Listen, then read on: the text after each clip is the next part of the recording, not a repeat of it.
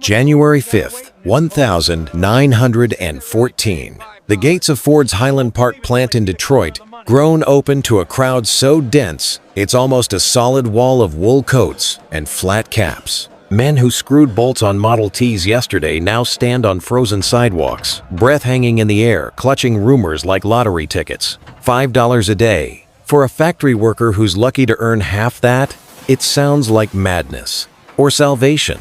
Inside, Henry Ford, the most famous industrialist in America, is about to announce a wage that business leaders call economic insanity. Bankers warn it will destroy profits, destabilize markets, maybe even break capitalism itself. They're half right, because this isn't just a pay raise, it's a master key. A way to turn exhausted workers into eager customers, to fuse mass production with mass consumption, and quietly rewire how money, labor, and power move through the entire American economy. To understand why Ford's wage announcement sent shockwaves through American capitalism, you must first understand the impossible problem he needed to solve. December 1913, Highland Park, Michigan. The assembly line hums with mechanical precision. A Model T chassis enters the production floor every 93 minutes, pulled along by chains and rollers, while workers perform the same task hundreds of times per shift. Bolt axle to frame, bolt axle to frame, bolt axle to frame. The man performing this task is named Joseph Kowalski. He's 28 years old, emigrated from Poland 2 years ago, speaks minimal English. His hands are scarred from metal edges and chemical burns. He earns $2.34 per day for 10 hours of labor, 6 days a week. At 2:17 p.m., Kowalski sets down his wrench, walks to the floor supervisor, and quits. No argument, no explanation, just walks out through the factory doors into the December cold. The foreman, Bill Henderson, doesn't even look up from his clipboard. He signals to the hiring office. By 2:45 p.m., another Polish immigrant stands at Kowalski's station. Henderson has seen this 47 times already this month. This is Ford's invisible crisis. The assembly line, Ford's revolutionary innovation, produces cars with unprecedented efficiency, one Model T every 93 minutes, but it's consuming workers even faster. Annual turnover at Highland Park exceeds 370%. For every 100 positions, Ford must hire 370 men per year just to maintain staffing levels. Some workers quit after a single shift. The mathematics are brutal. Training a new worker costs Ford approximately $35 in lost productivity and supervision time. At 370% turnover, Ford spends $2.6 a million annually just replacing workers who flee his factories. But the financial cost is only part of the problem. Inside Ford's executive offices on January 2nd, 1914, 3 days before the announcement that will change everything, production manager Charles Sorensen presents grim data to Ford and Company treasurer James Couzens. We're losing 15% production capacity to turnover alone, Sorensen says, spreading ledgers across Ford's desk. Experienced workers are quitting. New hires can't maintain pace. Yesterday, Line 7 stopped 6 times because we didn't have enough trained men. Ford listens in silence. At 50 years old, he's built the most efficient manufacturing operation in human history. His Model T costs $550, down from $850 just 5 years ago. He's proven that mass production can democratize the automobile, make it accessible to average Americans. Except average Americans can't actually afford a $550 car. Not on $2.34 a day. Ford's wife, Clara, earns more from investments than most of his workers earn in a year. His engineers drive Model Ts to the plant. His workers take streetcars. They build the product they cannot buy. This is the system-level glitch Ford recognizes in December 1913. American capitalism in 1914 operates under assumptions borrowed from agricultural economics and gold. Standard monetary policy. Wages are a cost to be minimized. Deflation is normal. Prices drop slowly year after year as productivity increases. Businesses compete by cutting costs, which means cutting wages. The gold standard enforces discipline on the entire system. Money supply is limited by gold reserves. Banks cannot expand credit easily. Prices stay stable or fall. Workers accept low wages because, theoretically, their purchasing power increases slowly over time as goods become cheaper. But this creates a feedback loop that's strangling industrial growth. Factory production explodes. Edison's electric lights allow 24-hour shifts. Taylor's scientific management squeezes maximum efficiency from every worker. American factories can produce more goods than ever before in human history. But who buys them? Not the workers. They're paid subsistence wages, enough to rent cramped apartments and buy food, but little more. Certainly not enough to purchase the products they manufacture. Not the set and serve. Farmers. Agricultural prices are falling. Rural America is cash poor. The wealthy buy some consumer goods, but they're a tiny percentage of the population. You can only sell so many luxury cars to millionaires. So factories overproduce, warehouses fill, prices fall further, businesses cut wages to maintain profit margins. Workers have even less money. Demand contracts further. This is the deflationary spiral that periodically crashes the American economy. Recession in 1893, panic in 1907. Each time, the same pattern.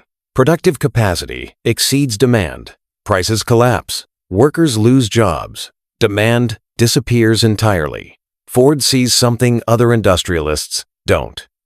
The assembly line hasn't just changed how cars are made. It's created a system that requires mass consumption to match mass production. On the evening of January 3rd, 1914, Ford sits in his private office long after the factory has gone silent. On his desk sits a simple calculation. Highland Park produces 1,000 cars per day. That's 300,000 cars per year. At current prices, those cars represent $165 million in potential sales. But American workers, all of them combined, earn approximately $11 billion annually. Most live paycheck to paycheck. If Ford's own workers can't afford Ford's cars, the whole system eventually collapses. The problem isn't worker laziness. It's not union agitation or immigrant incompetence. The problem is structural.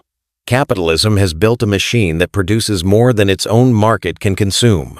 Ford closes his ledger. Tomorrow, he'll propose something his fellow industrialists will call suicidal. He's going to pay his workers enough to become his customers.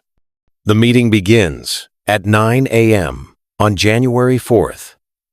1914. Present in Ford's office. James Couzens. Treasurer. Charles Sorensen.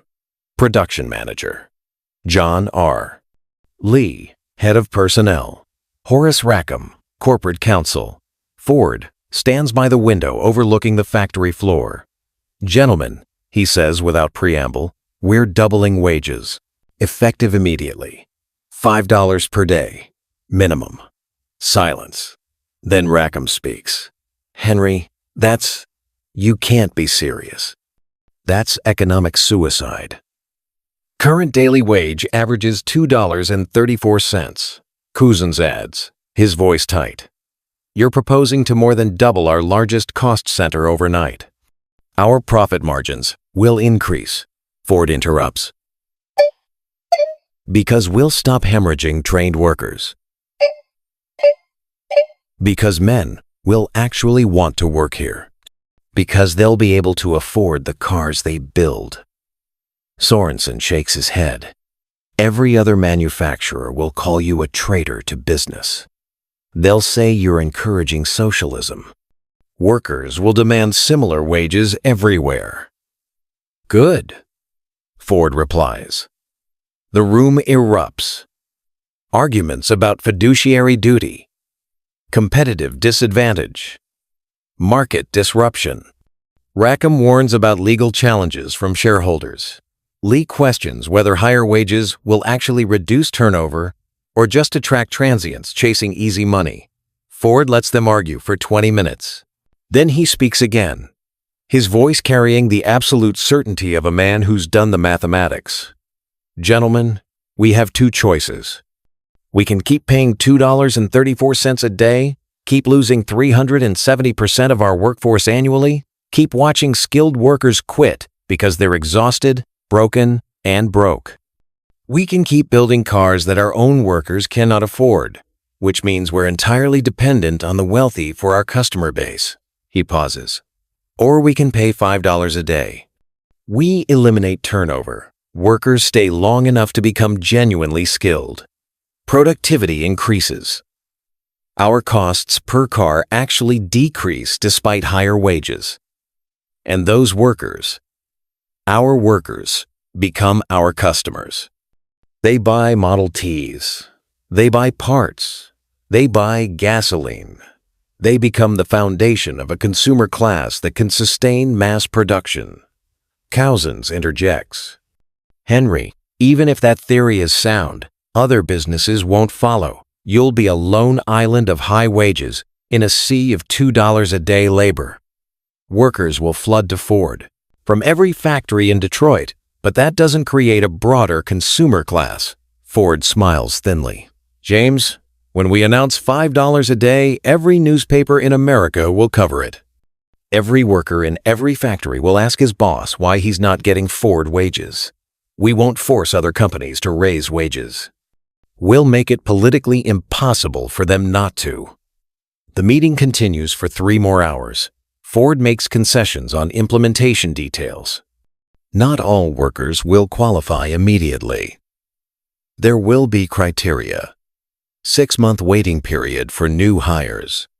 Behavioral requirements to ensure workers are worthy of the higher wage. But on the core decision, Ford doesn't budge. $5 a day. Announced tomorrow. At midnight. Cousins stays behind after the others leave. Henry, he says quietly, what if you're wrong? What if this bankrupts us? Ford looks at him. James, what if I'm right? January 5th, 1914, 7:30 a.m. The crowd outside Highland Park has been growing since before dawn.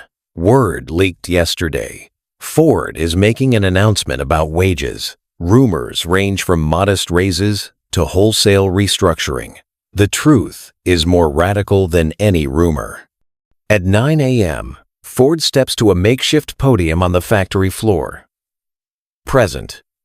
Workers, supervisors, journalists, invited specifically for this moment. Ford understands theater. His announcement is brief. Minimum wage, $5 per day for qualifying workers. 8-hour shifts instead of 9. Profit-sharing program, effective immediately. The response is pandemonium. Workers cheer. Some cry openly. $5 a day is more than skilled craftsmen earn. It's more than teachers, more than clerks, more than many small business owners. The journalists rush to telephones. By noon, newspapers across America are running extras. Ford to pay $5 a day minimum wage, screams the Detroit Free Press. Industrial madness or genius, asks the New York Times. The crowd outside the factory swells throughout the day. By evening, an estimated 10,000 men mass at the gates, seeking employment. Ford has to call Detroit police to manage the crush. The city has never seen anything like it. The national reaction splits along predictable lines. Workers see salvation. Labor organizers see vindication. The Cleveland Plain Dealer runs stories of families calculating budgets based on Ford wages. First time we'll be able to save, one worker tells a reporter. Business leaders see catastrophe. The Wall Street Journal editorial board calls it an economic crime against the principles of sound business. J.P. Morgan reportedly tells associates that Ford has endangered the entire industrial order. The National Association of Manufacturers issues a statement warning that Ford's reckless wage policy threatens to destabilize labor markets and undermine business viability nationwide. Samuel Gompers, president of the American Federation of Labor, offers grudging praise while noting Ford's anti-union stance undermines genuine worker power. But the most revealing reactions come from economists and observers who recognize the deeper implication. Professor Irving Fisher of Yale writes, Mr. Ford has discovered something that may prove more revolutionary than his assembly line. He has created a closed economic loop. His workers produce cars, earn wages sufficient to purchase cars, thereby sustaining demand for continued production. If replicated broadly, this could represent a fundamental restructuring of industrial capitalism. This is what Ford has done. He hasn't just raised wages. He's proposed a new social contract. The old contract: workers sell labor for subsistence wages. Owners capture productivity gains. As profit, the wealthy spend on luxury goods. Everyone else survives on shrinking real wages or cheap credit. Ford's contract: workers sell labor for genuine wages. They become consumers. Their consumption drives demand. Demand drives production. Production drives profits. Profits fund wages. It's a loop, a closed circuit that theoretically sustains itself. On January 7th, 1914, just 2 days after the announcement, Ford's personnel office is flooded with 14,000 job applications. The company can absorb perhaps 1,000 new workers in the coming months. Highland Park becomes the most sought-after employer in America. And Henry Ford, the man business leaders called insane, becomes the most famous industrialist in the world. But there's something Ford's announcement doesn't mention. Something that cheering workers don't yet understand. The $5 isn't free. It comes with conditions. And those conditions will reveal the true nature of Ford's innovation, not generosity, but control at a scale previously unimaginable. March 1914. Detroit. John R. Lee, Ford's head of personnel, establishes what will become one of the most intrusive corporate surveillance operations in American history. He calls it the Sociological Department. The name sounds academic, benign. The reality is a private morality police force of 50 investigators with a mandate to determine which workers deserve the $5 wage. Not all workers receive it automatically. New hires must wait 6 months. Women are excluded entirely, regardless of performance, because Ford believes they don't need high wages as they're not family providers. But even men who meet the basic criteria must pass inspection. The Sociological Department investigates everything. April 12, 1914, 7:30 p.m. Joseph Kowalski, the same man who quit in December, has returned to Ford, lured by the wage announcement. He's completed his 6-month probation. Tonight, investigator Samuel Marquis knocks on the door of Kowalski's rented apartment on Junction Street. Kowalski answers. His wife Anya stands behind him, holding their infant daughter. Marquis enters without waiting for invitation. He carries a clipboard with a 28-point inspection checklist. Mr. Kowalski, I'm here on behalf of Ford Motor Company to verify your eligibility for profit-sharing wages. Kowalski nods, confused but compliant. In broken English, yes, sir. What you need. Marquis begins his inspection. He examines the apartment's cleanliness, notes the presence of clean curtains, swept floors, tidy kitchen. Check.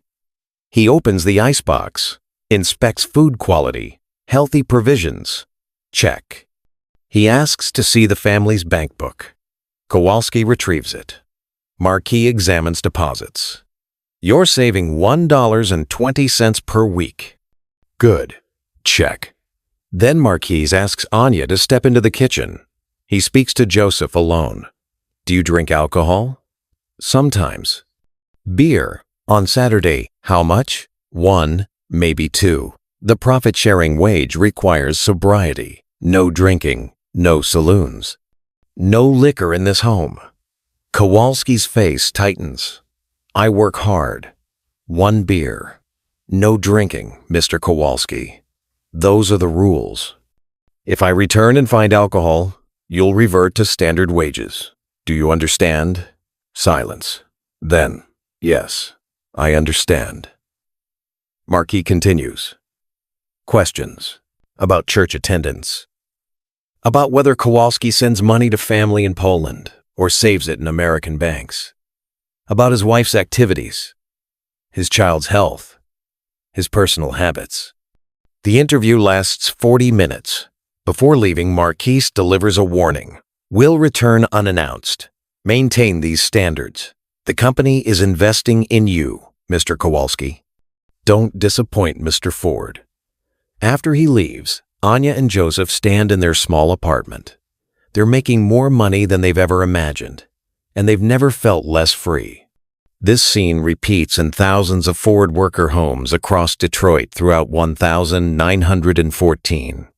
The Sociological Department's criteria, published internally but never widely advertised, include no drinking, regular church attendance, clean, well-maintained home, thrift, regular savings deposits, no boarding lodgers, seen as moral hazard, proper family structure, married, wife doesn't work, no gambling, no immoral behavior definition left vague, effectively giving investigators unlimited discretion.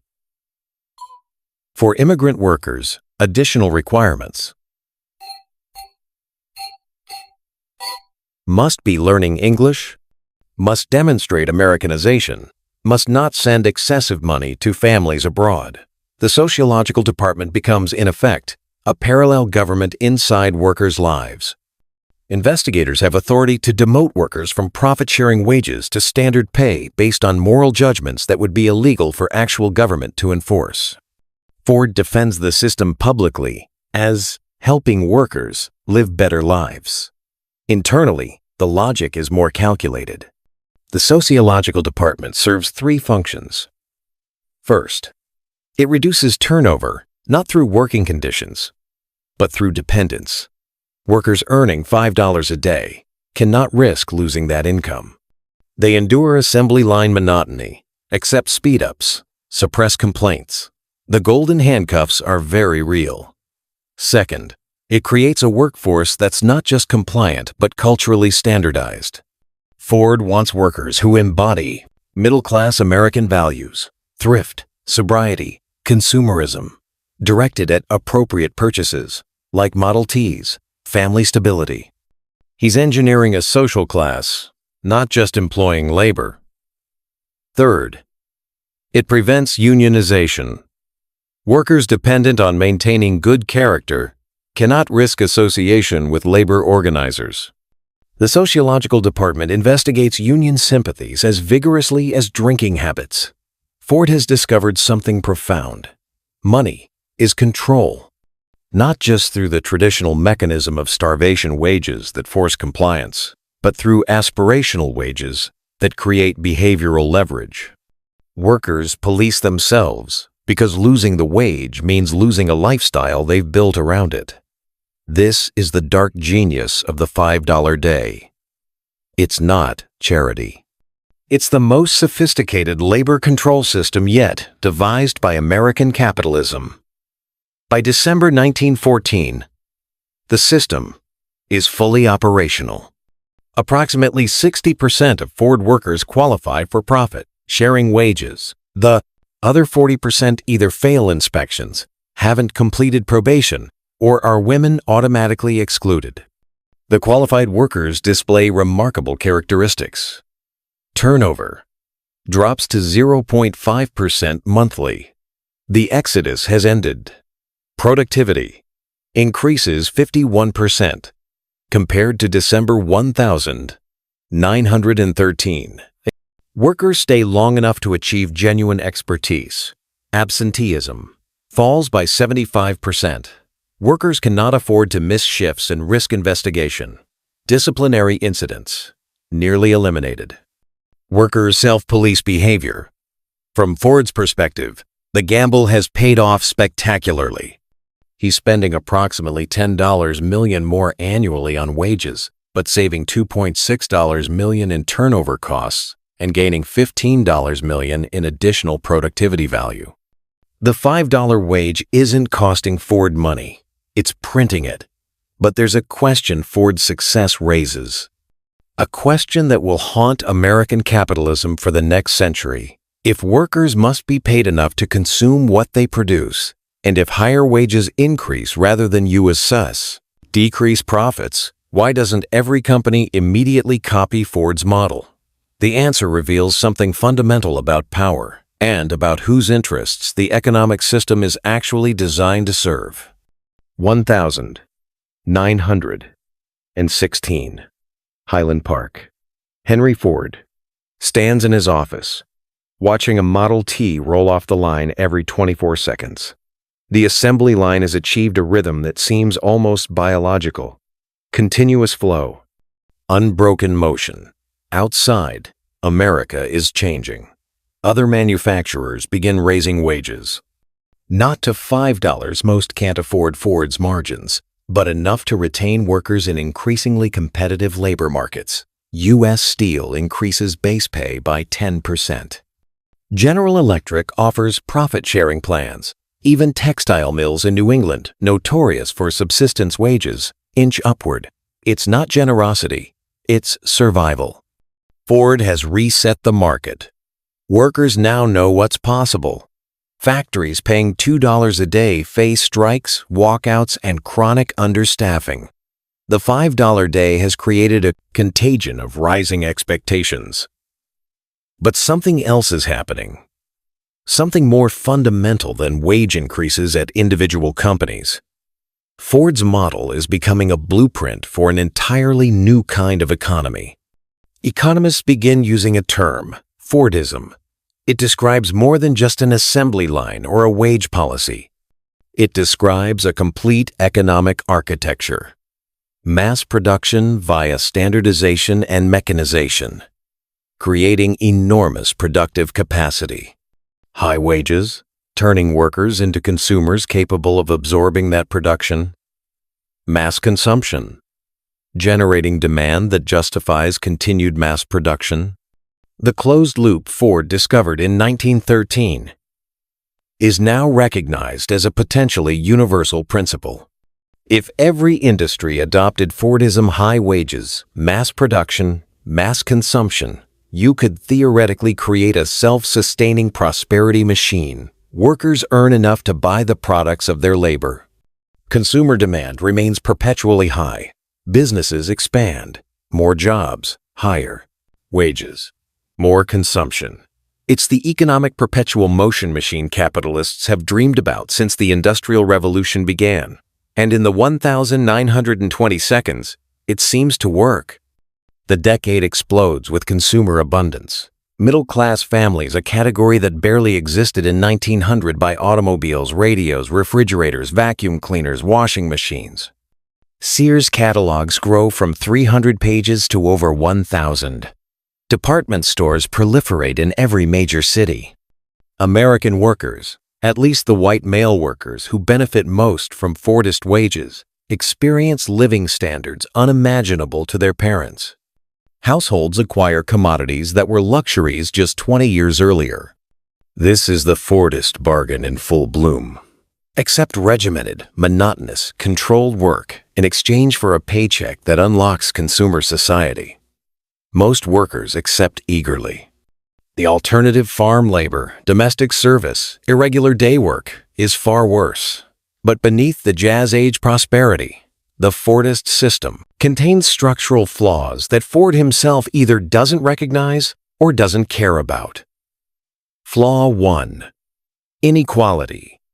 Yes, assembly line workers earn more than ever before, but owners and executives capture the majority of productivity gains. Ford's personal wealth grows from approximately $30 million in 1914 to over $200 million by 1926. His workers' wages increase about 60% over the same period.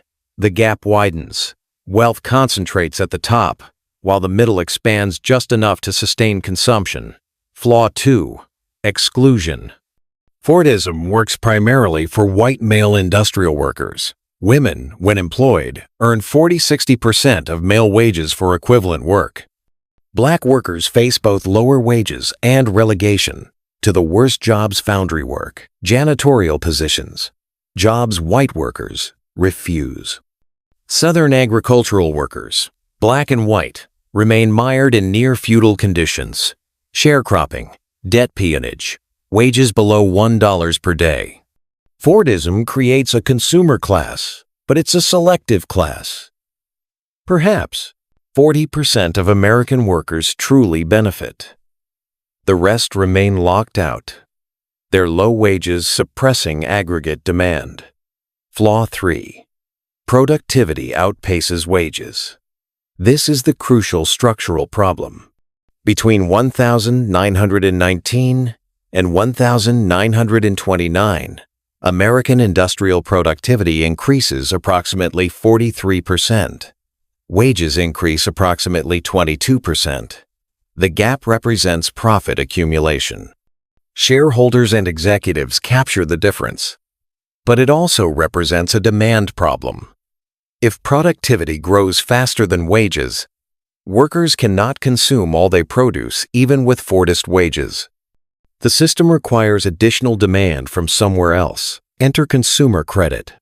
1920 banks, newly confident after the Federal Reserve's stabilization of the monetary system, expand lending for consumer purchases. Installment plans become ubiquitous. Buy now, pay later. The Model T that costs $550 in 1914 costs $290 by 1924. Thanks to manufacturing efficiencies. But even at $290, many workers need credit to purchase. Ford, reluctantly, begins offering financing.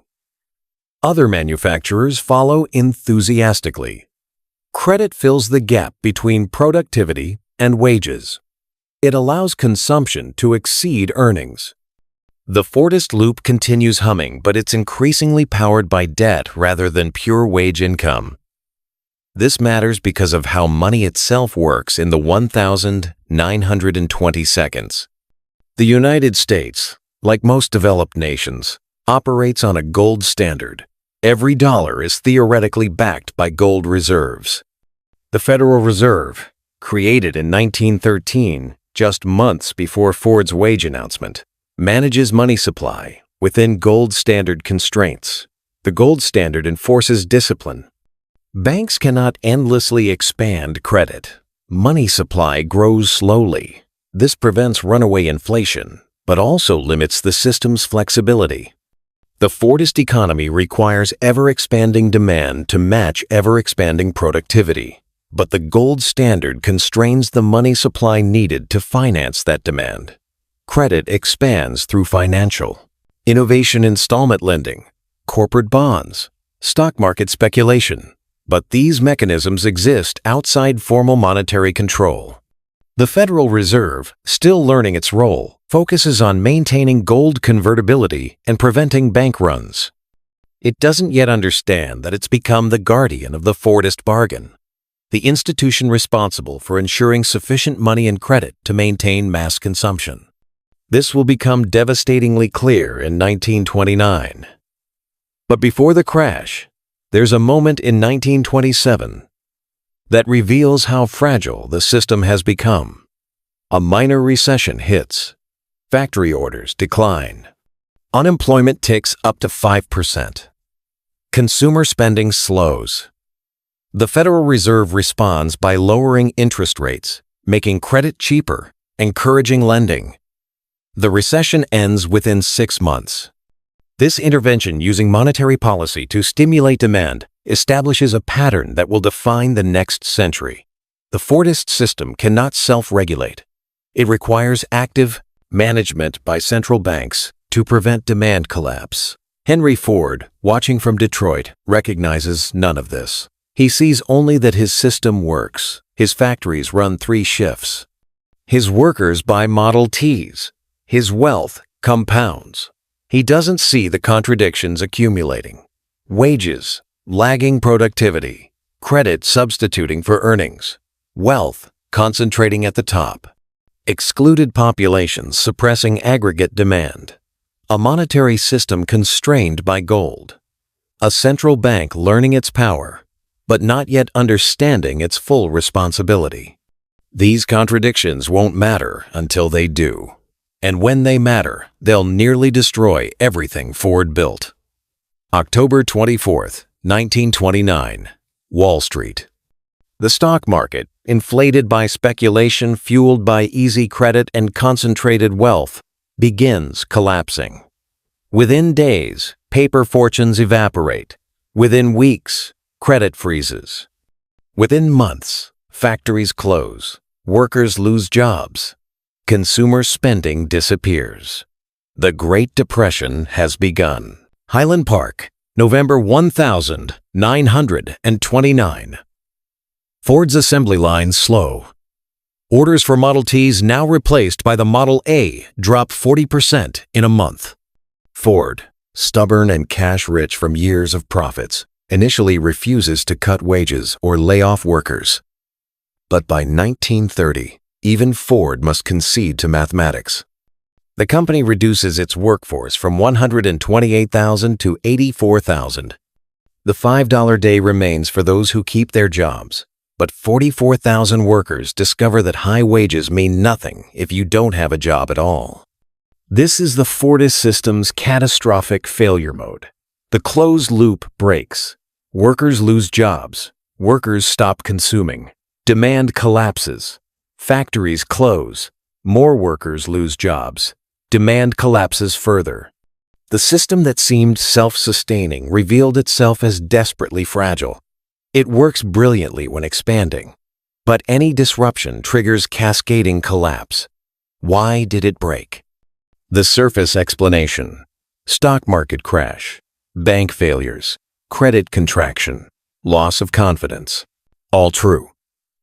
The deeper explanation: Fordism's internal contradictions finally caught up with it.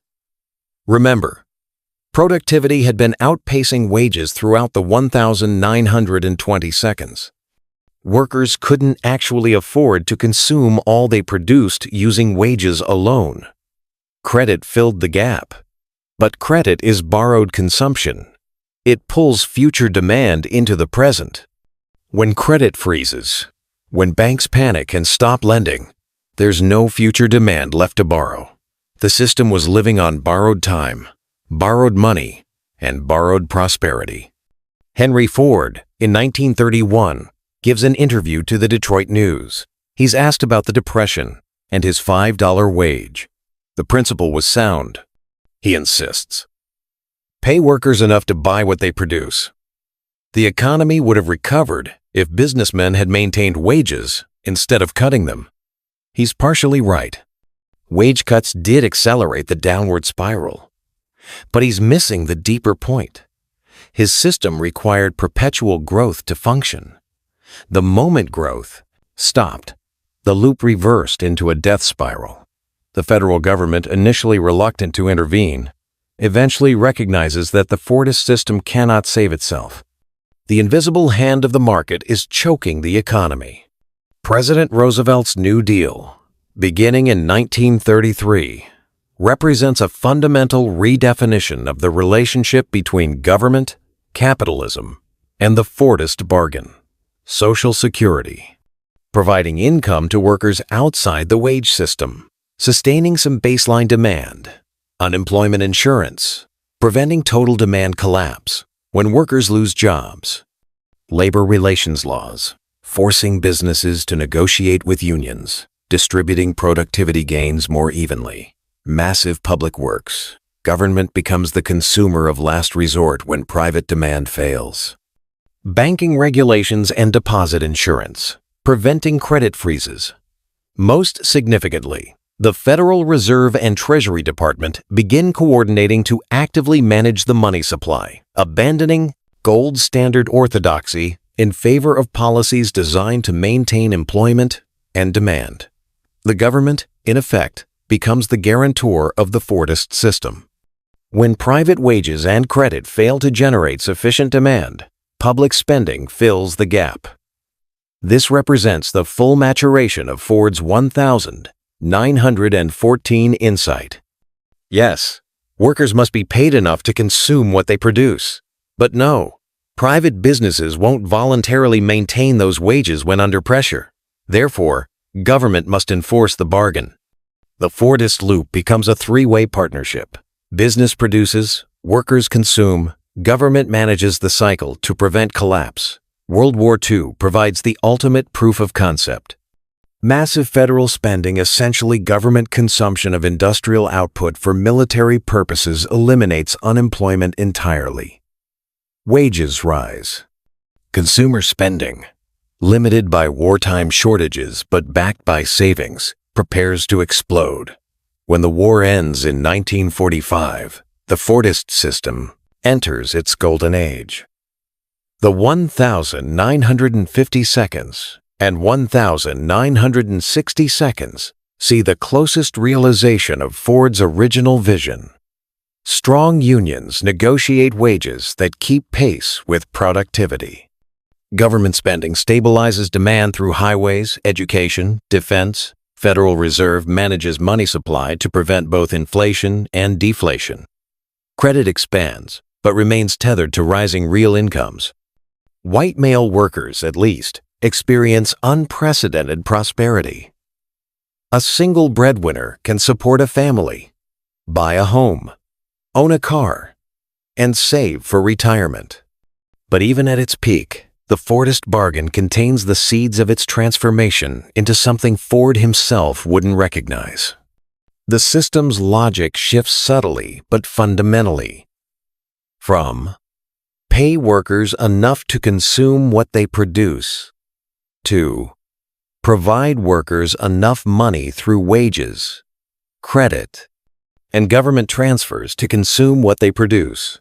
That difference, the insertion of credit and government transfers as substitutes for wages, opens the door to the next phase of capitalism. Because if consumption can be sustained without raising wages, why raise wages at all? 2024. Detroit. The old Highland Park plant is a museum now. Tourists walk the same assembly line where Joseph Kowalski bolted axles to Model Ts, where the $5 day was born. Outside, the economic landscape would be unrecognizable to Henry Ford. Median household income in the United States, approximately $75,000. Adjusted for inflation, that's about 3 times what Ford workers earned in 1914. Americans have more purchasing power than any previous generation. But look closer.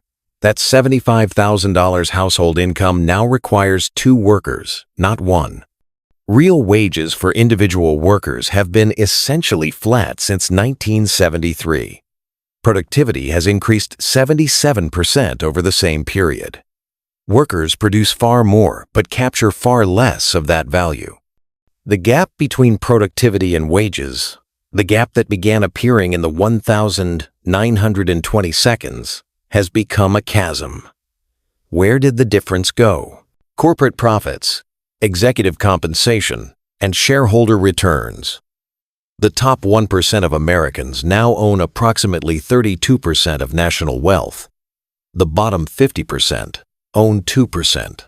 But if workers aren't capturing productivity gains through wages, how does the Fordist system continue? How does consumption remain high enough to absorb production? 2 mechanisms. 1. Credit. American household debt. $17 trillion. Credit cards, mortgages, student loans, auto loans, medical debt. The average American carries debt equal to roughly 100% of annual income. Credit has replaced wage growth as the primary means of sustaining consumption. Where Ford's workers saved portions of their $5 paychecks, modern workers borrowed to maintain middle-class lifestyles that wages alone won't support. This is Fordism too. The system discovered it doesn't need to pay workers enough to buy products. It can lend them enough instead. 2. Government transfers. Social Security, Medicare, Medicaid, unemployment insurance, food, assistance, earned income tax credits. Approximately 70% of American households receive some form of government transfer or benefit. These programs aren't separate from the economic system. They're integral to it. They sustain demand when wages fail. They're the modern equivalent of Ford's $5 day, except funded by taxes rather than corporate profits. The Federal Reserve, meanwhile, has become the hidden architect of the entire structure. When demand weakens, the Fed cuts interest rates, making credit cheaper. When growth slows, the Fed expands money supply. When crisis hits 2008 financial crash, 2020 pandemic, the Fed floods the system with liquidity to prevent Fordist collapse. The central bank is the ultimate guarantor that the loop keeps turning. Production wages plus credit plus transfers consumption production. This is the system Henry Ford's $5 day created. Not the system he intended, but the system his insight made inevitable. Alone could sustain capitalism. He was right about the principle. Workers must be able to consume what they produce, but wrong about the mechanism. Capitalism discovered cheaper solutions than wages, debt, and government spending. The result is an economy where you work longer hours than your grandparents, despite enormous productivity gains. You earn wages that haven't grown in real terms for 50 years. You borrow to afford housing, education, healthcare, sometimes even food. You depend on complex financial instruments and government programs to maintain living standards that, in Ford's era, a single wage was meant to provide. And like Ford's workers in 1914, you're monitored constantly. Not by the Sociological Department's home inspectors, but by credit scores, data brokers, algorithmic assessments of your financial behavior, social media profiles that potential employers scan, surveillance systems that track your productivity. The mechanisms have changed. The control remains. Ford's innovation wasn't just about wages. It was about using money as a tool for social engineering, for binding workers into a system that appeared generous but was actually about maximizing control and profit extraction. You are living inside that system's most advanced form. Every swipe of your credit card is a descendant of Ford's $5 day. Every mortgage, every student loan, every buy now, pay later scheme is a thread in the same tapestry Ford began weaving in 1914. The difference is that Ford's workers could theoretically save their wages and buy their freedom. Modern workers are designed to stay in debt, to keep consuming, to keep the loop turning, regardless of whether their wages justify it.